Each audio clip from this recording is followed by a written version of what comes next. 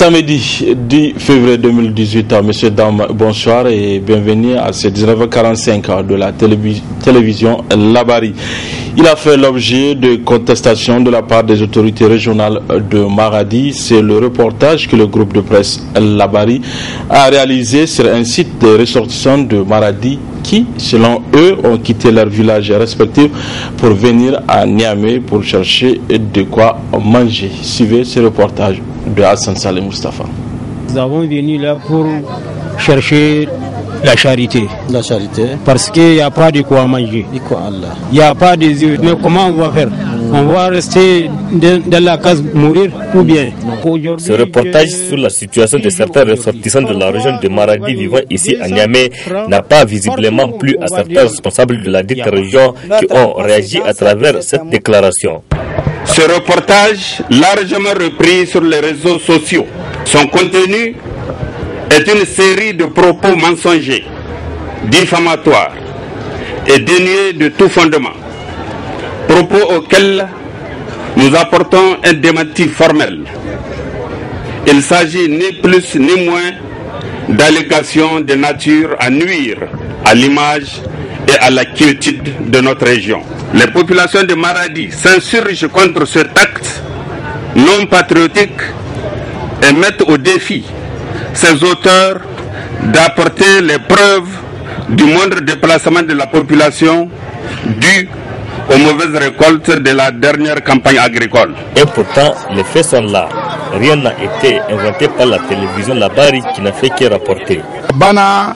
Allah ya kawo karamcin abinci can ƙauyukan nan to shine ka san komai hannun kai dai baka cire shi ka yadda to shine yan uwan mu suka zo nan wurin mu suna buƙatar wurin zama to Allah ya taimake mu kamar wani aboki na ba zaman ya bani wanga dan wurin yace in zo ne in zama saboda an bani wurin cikin gidaje sun ce a ban buƙatar cikin gidaje ko na san za a yi haka sai ni dawo ni zamana da na zama ne shine yanzu Allah ya kawo da Allah ka karamcin abinci ko zaka tambaya ban da izinin kora ta yi ko zaka tambaya ban da izinin kora shi dole na in ce so ya zamana to shine yanzu wallahi wurin kana ganin in ka diba da wurin ya cika misali yanzu muna da kamar mata da adda mazaje na tare da mazan nasu ma kuma akwai mata wanda ba su da mazaje akwai kuma mata masu marayu wanda kun gare yawan yaran da adda kai.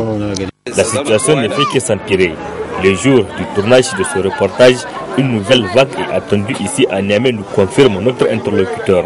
Kana zama baka da abinci dole ne ka taho kai yanzu magana nake maka wallahi Allah da yanzu sai dai akwai wasu mutane suna na ana kira na ga hanya sun taho ba su kudin mota in za su karsuwa nan ne yanzu akwai mutane hakikatar amari wanda wanzu an dauko su bashi an tor su wansu yanzu arewa da yanzu ta arewa kusan ma da yanzu an kira na an kace mini akwai mutane suna can wanda za su taho nan kuma ba su da ba kudin mota za su kawo nan ne tunda mutum gane kan iya kawo nan kura da kamzo na insha Allah rabbi ki samu abin da ya ci kuma kana ganin da wurin namu suke. Au lieu de défendre l'indéfendable, les autorités régionales de Maradi doivent créer les conditions pour faciliter davantage l'accès humanitaire dans certaines parties de la région où les missions de terrain sont soumises à l'utilisation de l'escorte de certaines localités des départements de Dakoro, Nord Tessawa et une partie de Madaroufa, notamment la zone de Baban Rafi, indique OCHA. Toujours relativement à la situation humanitaire dans la région de Maradi, la coordination des actions humanitaires des Nations Unies, OCHA, a fait cas de cette situation dans son bulletin d'octobre 2017. Et le gouvernement, pour sa part, a adressé la situation de la campagne agricole satisfaisante, mais avec des poches de déficit dans plusieurs localités. Retrouvons encore une fois de plus Hassan Saleh Mustafa. En 2018, 2,3 millions de personnes auront besoin d'assistance alimentaire au Niger au vu de la situation humanitaire préoccupante. C'est le bureau de la coordination des actions humanitaires OCHA Niamey qui l'a dit dans son bulletin humanitaire de la période octobre-novembre 2017. Et le gouvernement l'a confirmé dans les conclusions de la réunion du Conseil des ministres du 19 janvier dernier.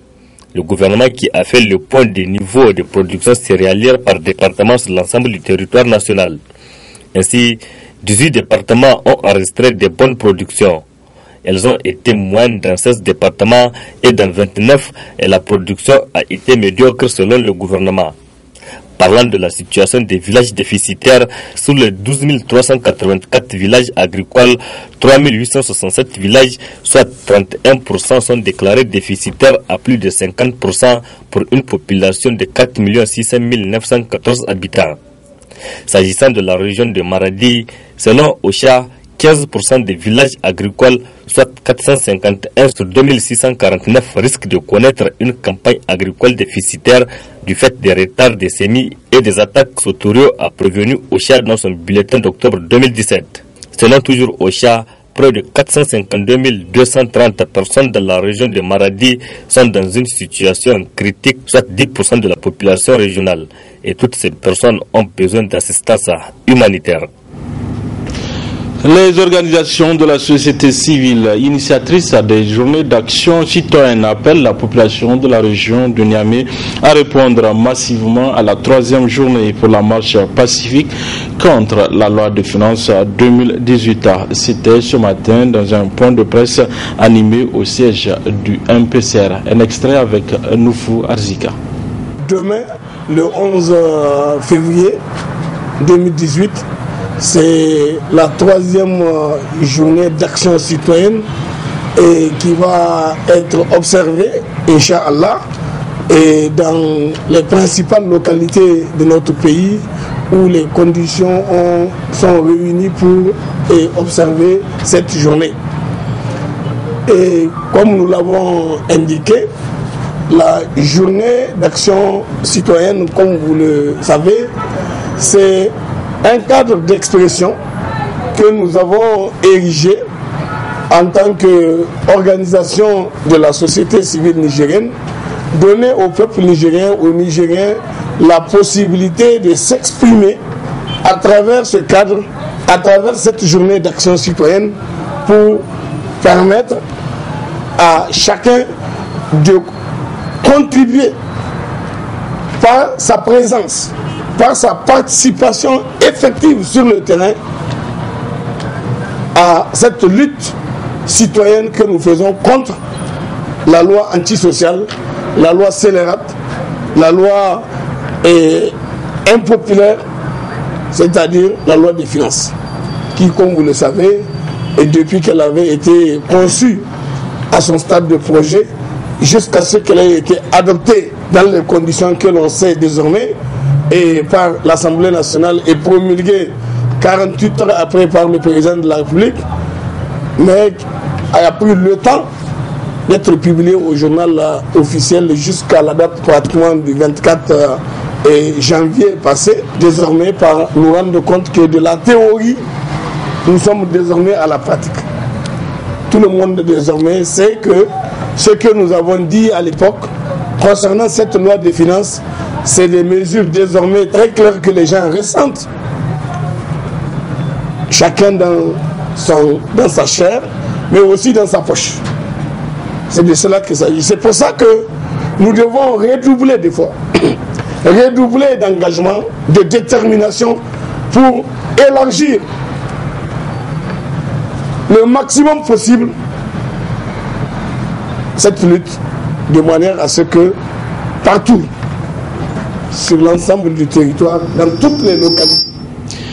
À Zender aussi, les acteurs de la société civile appellent la population à sortir massivement pour prendre part à la marche pacifique contre la loi de finances 2018 demain dimanche 11 février. Le reportage. Les structures de la société civile et syndicats de la région des Zender ont animé cet après-midi dans le local d'Alternative Espace Citoyen un point de presse relatif à la marche pacifique de ce dimanche 11 février 2018. Une manifestation acharnée et sans merci que les organisations de société civile ont engagé vaillamment depuis 2 mois de cela pour exiger le retrait pur et simple de la fameuse loi des finances 2018 qualifiée de scélérate et satanique par les acteurs de la société civile et qui, en un point douté, ne fait aucunement du bien au quotidien du pauvre citoyen lambda déjà alourdi. Prenant la parole, le camarade Sadat Elia Damalan, coordinateur du mouvement patriotique pour une citoyenneté responsable MPCR et membre du cadre de concertation pour une action citoyenne CCAC, a tenu dans son allocution au nom de toutes les structures en place à apporter leur soutien indéfectible aux médias de presse indépendantes du Niger, victimes des manœuvres délatoires de la part du gouvernement. nous tenons vraiment à condamner ces actes, n'est-ce pas, ignobles qui sont perpétrés contre les médias privés du Niger. Ce sont des actes, n'est-ce pas, qui portent atteinte aux acquis de la démocratie nigérienne, dans le sens où ils remettent en cause la liberté de la presse et la liberté d'expression. Nous tenons vraiment à apporter tout nos soutiens, n'est-ce pas, à ces organes victimes de cette chasse aux sorcières et des règlements de comptes. Parce que nous sommes convaincus que ce qui est en train de se passer est une manœuvre d'intimidation, n'est-ce pas, face aux organes des médias, notamment par rapport au combat que nous sommes en train de mener ensemble sur cette fameuse loi des finances 2018. Au coordinateur du MPCR d'appeler vivement la population des Anders à sortir massivement manifester le dimanche 11 février pour montrer leur total désaccord face à cette loi de finances. Le deuxième objet de notre point de presse concerne l'appel à la mobilisation de la population des Anders.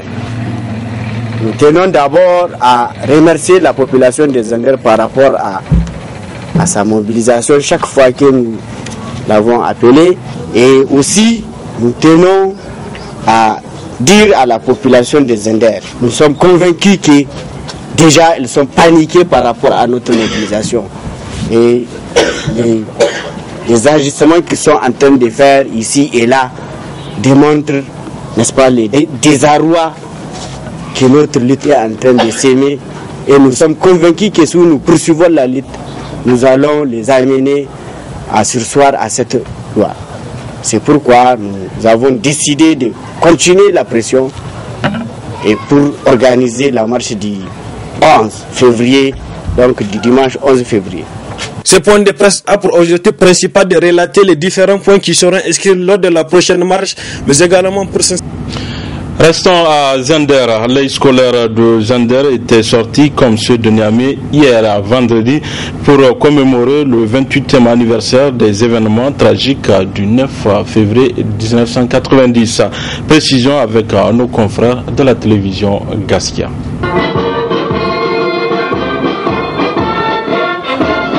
28 ans de pleurs, d'amertume, de justice non rendue.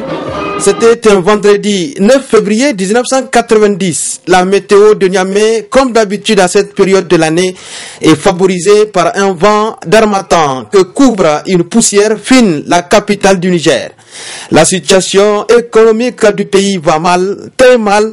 Le gouvernement du général Ali Chebou, à son corps défendant, ne peut qu'avaler la pilule amère du Fonds monétaire international à travers son programme d'ajustement structurel pour sortir le pays de cette crise économique.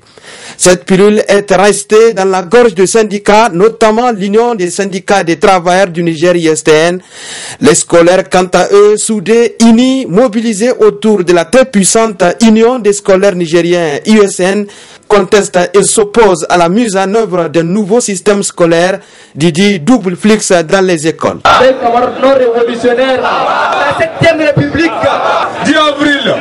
Les martyrs du 9 février 1990, morts sur les champs d'honneur, il s'agit des étudiants de l'université Abdoumouni de Niamey, Maman Sagira et Aliou Nansi et les collégiens Isaka Kaine.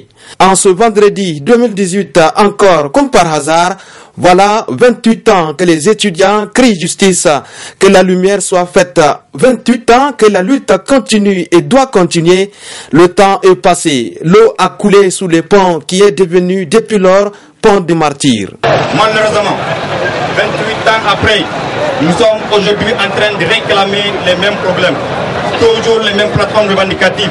Insuffisance des salles de cours, insuffisance des bus, insuffisance des capacités d'accueil, paiement à terme échoue de nos bourses, des allocations, pour ne citer que cela. La roue de l'histoire tourne. Seules les montagnes ne se rencontrent jamais.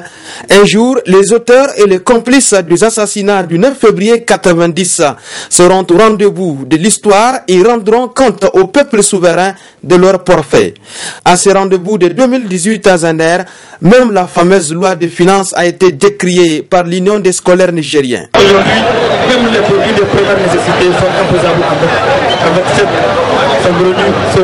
de finances 2018 adopté déjà par le Parlement et promulgué par le président de la République. Le cas actuel de l'université de Zender a été également évoqué par l'Union des scolaires nigériens à l'occasion de ce 28e anniversaire de la tuerie du 9 février. Notre jeune université, notamment l'université de Zender, était championne pour ce qui est de la maîtrise de l'année académique. Mais hélas, cela n'est qu'un vieux souvenir, car aujourd'hui tout est chaotique, cataclysme, et cela est lié à l'incongruence notoire de nos administrateurs rectoraux. Depuis le vendredi 9 février 1990, chaque année, les scolaires sortaient dans les rues au cri des abats que justice soit faite. Ils veulent que justice soit faite suite à cette tuerie de leurs camarades sur ce pont qui les coupait ces jours-là. Aujourd'hui, 28 ans après les faits, la justice n'est toujours pas rendue aux parents des victimes et à l'ensemble des scolaires nigériens. Cette justice pourrait-elle être rendue un jour, un peu moins de 3 décennies après? Les revendications restent les mêmes. Jamais la justice ne s'est intéressée à ce dossier. Après tout ce temps passé, il est difficile, sinon très difficile, que ces revendications trouvent gain de cause. Malheureusement, c'est tous les régimes qu'avait connu le Niger qui ont... Voilà, je vous rappelle que vous pourrez suivre à la fin de ce journal l'allocution du coordinateur régional de Tillabéri du parti Lumana à l'occasion de la conférence régionale tenue le week-end dernier à Yuri. Point de presse cet après-midi du syndicat des commerçants import, export et grossistes du Niger. Une sortie pour condamner le comportement du collectif des syndicats des transporteurs de marchandises du Niger et celui du Bénin qui procède au contrôle des tickets que le syndicat des commerçants import, export juge illégal. Précision avec Chebou Tchambiano, il est le secrétaire général du dit syndicat. Durant tout ce temps, ils ont bloqué plus de 400 camions. C'est ainsi que nous nous sommes approchés auprès des autorités pour que les autorités puissent prendre leurs responsabilités. Et nous sommes dans un état de droit et qu'on ne pourrait pas permettre à un collectif qui a été chassé du Bénin, qui voudrait à tout prix d'abord installer une dictature, alors que nous sommes dans un monde de globalisation où toutes les activités ont été libéralisées. On ne peut pas permettre à un collectif d'imposer une loi. Il vise d'abord au niveau de Gaïa, à contrôler le tarif de transport marchandises. Le transport est libéralisé et nous sommes dans un monde de concurrence. Donc, si vous offrez moins, vous serez sollicité. Ils veulent revenir par rapport à la répartition du fret. La répartition du fret, c'est un protocole d'accord qui a été signé entre le Bénin et le Niger et tous les pays qui abritent nos marchandises à travers la voie maritime. 2 tiers, 1 tiers. Maintenant que le parc automobile est vétus et au niveau même des différents ports et surtout au port de Cotonou, dans l'enceinte du CNUT, un comité a été installé. Ce comité est chargé de recenser tous les véhicules en provenance du Niger et que s'il y a un fret qui est disponible, qu'on puisse recenser ces véhicules et les faire charger. Malheureusement, vous allez trouver des véhicules qui peuvent faire 3-4 mois au niveau de Cotonou. Et pourtant, il y a des marchandises. Qu'est-ce qui se passe? Donc le fret est monnayé. Il y a des difficultés. Ceux qui disent qu'ils sont censés défendre les intérêts matériels et moraux de leurs militants, ils doivent défendre ces pauvres transporteurs qui font 3-4 mois sans avoir un chargement. Maintenant, vous venez à Gaïa, ce qui me surprend, c'est le syndicat régional de Niamey qui va dans la région de Dosso, dont il n'a pas compétence pour délivrer des reçus de 20 000 francs, souvent jusqu'à 140 000 francs par camion. Vous n'êtes pas une autorité. Et maintenant, lorsque l'autorité a intercédé, ils disent il faut vérifier est-ce que le camion et la marchandise appartiennent à l'importateur. Si ce n'est pas le cas, il faut payer 150 000 francs. Ça, c'est de l'arnaque. C'est la dictature. Et les autorités sont là. Les autorités observent. Nous ne pourrions pas comprendre. Nous nous respectons. Nous ne pourrions pas agir de la sorte. Le cercle de réflexion et d'action pour un développement local innovant au Niger a organisé ce matin au stade général Séni Kountché une journée de collecte des objets et vivres en faveur des personnes de Ngalewa enlevées par Boko Haram.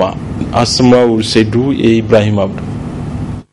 Collecter des habits, objets et autres produits en faveur des familles de 39 femmes et enfants enlevés à Ngalewa dans la région de Difa. Tel est l'objet de cette opération initiée par le Cercle de réflexion et d'action pour un développement local innovant, très soucieux de la situation des familles concernées. Le village Ngalewa, qui est rattaché à la commune rurale de Kabalewa dans le département de Ningimi, région de Difa, est désormais devenu un fantôme et vidé de ses 315 ménages qui ont fui la terreur et restent à jamais terrorisés et sous le choc.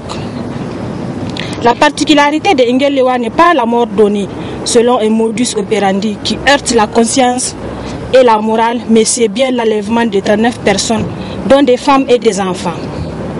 Le moi est encore vif au sein des populations nigériennes qui se posent mille et une questions sur le sort de ses compatriotes et leurs familles. Face au questionnement et le besoin en information sur les réseaux sociaux, notre devoir citoyen nous interpelle à l'action, d'où l'initiative d'un week-end de solidarité Ngalewa 39. À cet effet, le groupe de bénévoles dédié à cette cause organise une prière collective à la grande mosquée de Niamey qui s'est tenue hier vendredi 9 février. Une collecte de vivres, habits, chaussures, fournitures scolaires est organisée ce jour, samedi 10 et demain dimanche 11 février au stade général Séni Kountché, et la remise officielle du présent mémorandum à son Excellence Monsieur le Premier ministre, chef de gouvernement, a eu lieu le jeudi passé au niveau de son cabinet. Ce cercle d'EF profite de l'occasion pour une fois lancer un appel pour le retour de ces personnes dans leurs familles respectives. Le présent mémorandum est le résumé du cri de cœur des Nigériens et Nigériennes vous appelle à intensifier la communication responsable autour du sort de nos 39 compatriotes dans le but de rassurer les familles des victimes et la population nigérienne en général. Tout mettre en œuvre pour le retour des victimes dans leurs familles respectives, à l'exemple des nations qui font tout pour sauver leurs citoyens conformément aux valeurs des droits humains. Intégrer les populations déplacées de Ngalewa dans tous les programmes humanitaires en cours et à venir au même titre que les autres réfugiés de la zone. Créer les conditions pour le retour des populations de Ngalewa dans leur village et mettre en place un dispositif de sécurité. Le cercle d'EF émet le vœu de voir toutes les personnes enlevées par Boko Haram à Ngalewa retrouver leur famille sains et saufs. Les personnes enlevées ont passé plus de 200 jours dans les mains de leurs ravisseurs. Du sport dans cette édition, début cet après-midi à l'Académie des arts martiaux de Niamey du premier championnat national de Kung Fu Wushu, couplé à l'Assemblée générale de la Fédération nationale de la dite discipline. Une compétition placée sous le haut patronage du ministre des Sports avec la participation des régions du pays et qui s'étalera jusqu'au 18 février prochain. Le point avec Adamou Soumana sur les images de Chebou Disso. Les 8 régions du pays se retrouvent ainsi à travers cette cérémonie marquant l'inauguration du premier championnat national de Kung Fu Wushu, une discipline pratiquée par 112 clubs nigériens avec plus de 3500 pratiquants qui ont tenu à faire découvrir davantage aux concitoyens leur discipline à travers des démonstrations. Occasion pour le premier responsable de la Fédération nigérienne de Kung Fu Wushu de présenter le programme de ce championnat. L'un de nos slogans phares à cet effet est le Kung Fu Wushu. Il sera très haut le tricolore nigérien parmi les nations sportives mondiales. Mesdames et messieurs, s'agissant du championnat national couplé à l'Assemblée générale ordinaire, objet de la présente cérémonie du lancement, il me plaît de vous informer qu'il se déroulera en sanda, c'est-à-dire en combat-duel entre les athlètes de 8 régions du pays, en raison de 7 athlètes par région. Cette rencontre sera en outre mise à profit pour détecter d'autres talents que nous nous engageons à valoriser et à en faire la promotion. Pour arriver à ce résultat, avons-nous sollicité l'expertise et l'assistance de la Fédération africaine de Wushu, qui a bien voulu mettre à notre disposition 2 experts de renommée internationale ici présents. Pour sa part, le parrain de ce premier rendez-vous de Kung Fu Wushu nigérien n'a pas manqué de souligner toute l'importance de cette discipline dans son pays. Le Kung Fu, plus connu sous le nom Wushu, est un art martial chinois très ancien. En Chine, il est non seulement une légitime défense et un entraînement physique, mais aussi un porteur de l'esprit de la culture traditionnelle chinoise. Déjà à partir du 8e siècle après Jésus-Christ, sous les dynasties de Tang et Song, le Trolu en tant qu'une forme de Kung Fu s'est diffusé d'outre-mer. Et aujourd'hui, avec les pratiquants se trouvant aux 4 coins du monde, le Kung Fu est devenu un symbole de la culture chinoise et un symbole des échanges culturels entre la Chine et le reste du monde.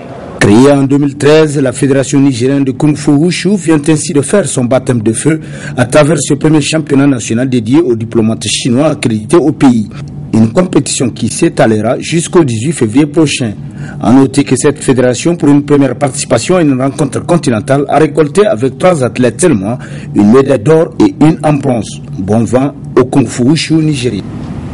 3-1, c'est le score final entre l'AS Fan du Niger et Orea AC de la Guinée. Le match s'est tenu cet après-midi au stade général Seni Kounché, compétition au compte de la Ligue des champions africains. Le compte rendu de ce match avec Ismaël Moumouni.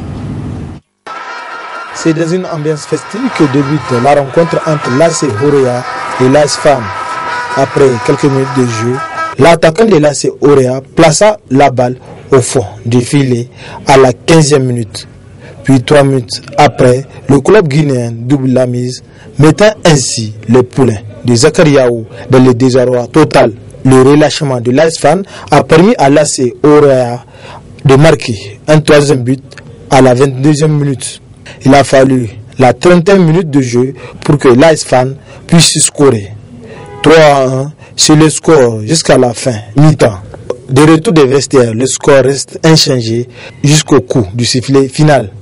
Un score qui réjouit à plus d'un titre l'entraîneur de l'AS Orea. Écoutez, je pense que déjà on a très bien débuté notre match, donc on s'est mis dans les meilleures dispositions. Donc je pense que ça c'est très intéressant. On a géré la deuxième mi-temps. Je pense que de rester 0-0, je pense qu'on aurait pu en début de deuxième mi-temps rajouter seulement peut-être 1 ou 2 parce qu'on a eu des très belles situations de compte. Pour le match retour, c'est sûr, vous savez, on est avantagé. Je crois qu'en gagnant 3-1 à l'extérieur, c'est très bien. Bon, maintenant, dans ce genre de rencontre, il faudra essayer, nous, de confirmer ce que l'on a fait ce soir. L'entraîneur de l'AS Fan dit mettre le bouchée double pour honorer l'image du Niger au match retour. «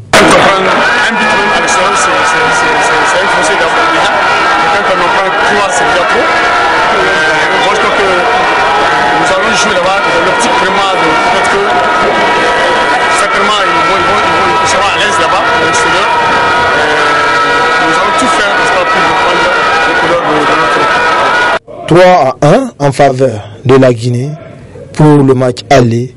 Le retour est prévu dans 2 semaines en Guinée. L'AS Fan va avoir du pain sur la plage pour remonter ce score en terre adverse.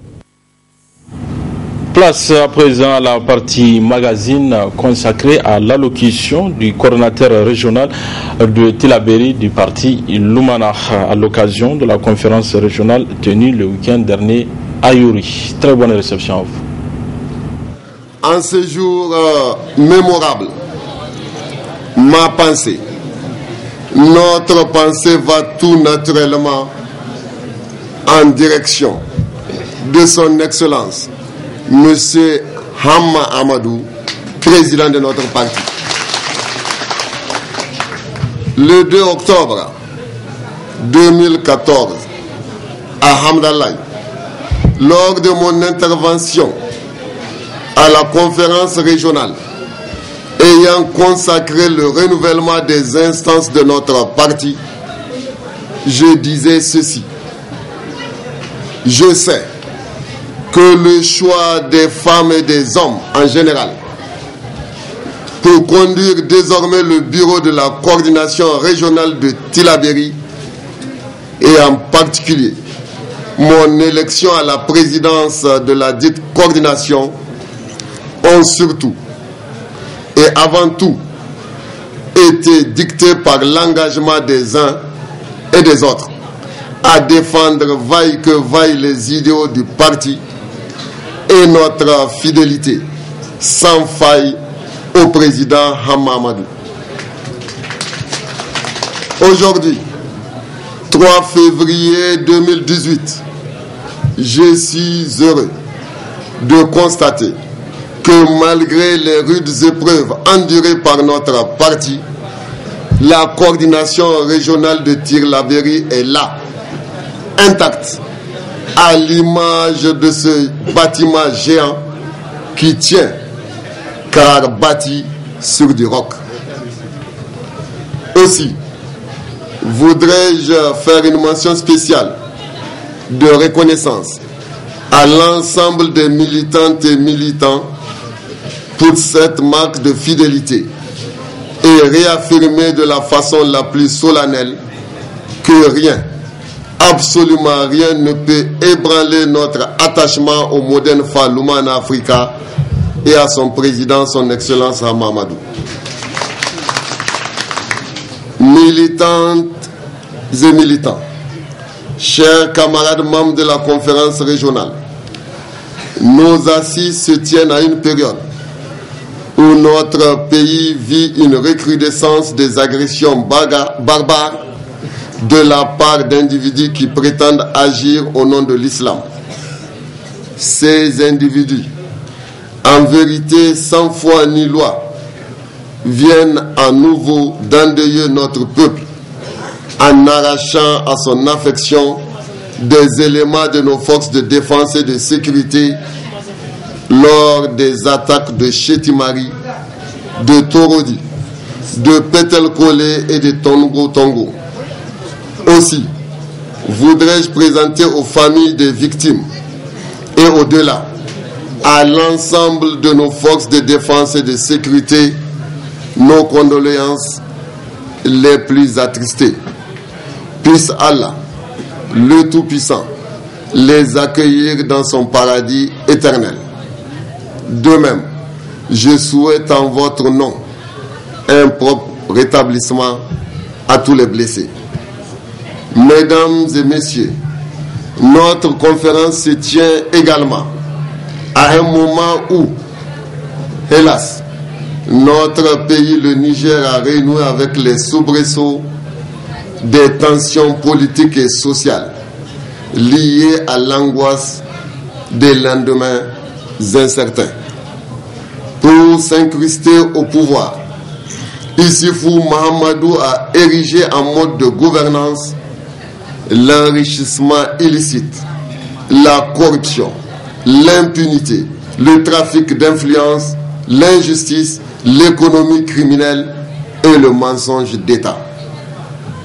Les élections de mars 2016, les pires des élections que notre pays ait connues selon le doyen Sanoussi Tambara Jakou, ont révélé à la face du monde la vraie nature de Issoufou Mahamadou, un homme pétri de haine, un fossoyeur de la démocratie, un dictateur hors norme, un danger pour l'unité nationale et la cohésion sociale. Le président Hama Amadou, situation inédite dans le monde, a été contraint de battre campagne étant en prison. Et bien qu'étant arrivé au deuxième tour, il fut maintenu en détention. Au passage, ses principaux lieutenants furent aussi injustement incarcérés, certains comme Idé Kalilou, président de la coordination régionale de Dosso, Seydou Bakari, président de la coordination communale de Filengue, Mala Ari et Aboubakar Malam Salah continuent encore de garder prison. Nous ne les oublions pas, qu'ils soient rassurés de notre solidarité dans ces dures épreuves qu'ils endurent. Mesdames, Messieurs, autant le dire, le PNDS et ses animateurs, pour eux, la politique n'est plus une question morale, une question sujette à des impératifs moraux, mais plutôt une question de qui tire le premier, exactement comme dans les romans de bande dessinée Lucky Luke. Pour eux, la fin justifie les moyens. Ainsi, Issoufou Mahamadou est passé maître dans l'art de jouer des sales tours à ses alliés. La première victime fut incontestablement Mahaman Ousmane, puis Tanja Mamadou, Hama Amadou, Abdou Labo, Ibrahim Yakoubou et récemment encore Omar Hamidou Tchana. À qui le tour serait-on tenté de dire, n'est-ce pas, Issoufou Mahamadou qui aimait dire que les promesses n'engagent que ceux qui y croient, ou que chaque homme a un coût pourvu qu'on y mette le prix. S'agissant de l'unité nationale et de la cohésion sociale, la fameuse phrase en Hausa qu'il adorait tant, Guntungatarin Kayahi Sarekabani, résume toute la philosophie de Issoufou Mahamadou dans ce domaine. Les événements que nous avons connus lors de la dernière édition du championnat national de lutte traditionnelle nous interpellent quant aux menaces réelles qui pèsent désormais sur notre unité nationale, pourtant chèrement acquise. Au moderne Falumana Africa, faut-il le rappeler, nous prenons au-delà de nos États-nations la construction d'une Afrique fédérale, libre et démocratique, œuvrant pour le progrès et le renforcement de la démocratie et de la justice dans le monde entier. Mesdames, Messieurs, nos assises se tiennent enfin après la deuxième session ordinaire de l'Assemblée nationale, dite session budgétaire, qui a consacré l'adoption de la très controversée loi de finances 2018 et le code électoral unique. La loi des finances 2018 est une loi antisociale, car conçue uniquement pour enrichir les princes qui nous dirigent à travers des dépenses de prestige. On note un faible financement des secteurs sociaux de base qui impactent pourtant positivement le mieux-être des populations. Paradoxalement, ce sont ces populations qui sont sollicitées pour financer ce budget à hauteur de 1031 milliards de francs CFA en termes de recettes fiscales. La loi des finances est par ailleurs antidémocratique, car n'ayant pas été élaborée de façon participative et itérative, occultant volontairement les préoccupations majeures des différents corps cette loi des finances est enfin tout simplement satanique, car en porte-à-faux avec nos valeurs socio-culturelles et religieuses.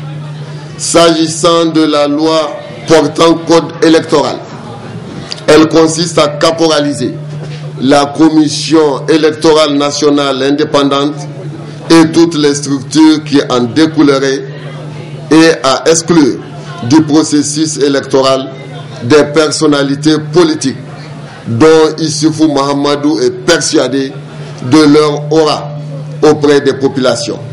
C'est le lieu de réaffirmer notre rejet total de ces deux lois.